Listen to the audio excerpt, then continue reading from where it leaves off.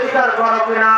দুনিয়ার মধ্যে যদি তুমি আল্লাহকে রব বলে স্বীকার করো, তাহলে আলমে বরকত তথা খবর জগতে আল্লাহকে রব বলে স্বীকার করতে পারবে।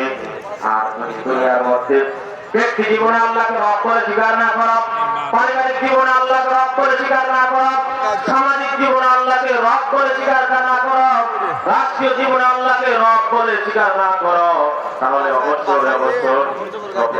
আল্লাহকে রব বলে তুমি করতে পারবে না।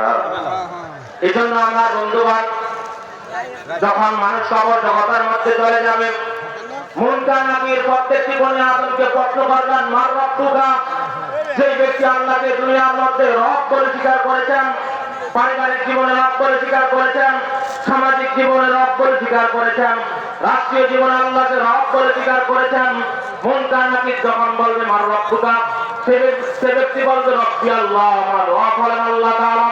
তাকে জিজ্ঞাসা করা হবে আমার দীনুকা, সে ব্যক্তি বলবে দীন আল ইসলাম, আমার ধর্ম হলো ইসলাম। 3 নম্বরে বলা হবে মান হাযার রাজুল আল্লাযী বুইসা ফীকুম, সে ব্যক্তি বলবে হাযা নবিয়ুনা মুহাম্মাদুর রাসূলুল্লাহ সাল্লাল্লাহু আলাইহি ওয়াসাল্লাম। তাহলে যে ব্যক্তি দুনিয়ার মধ্যে আল্লাহকে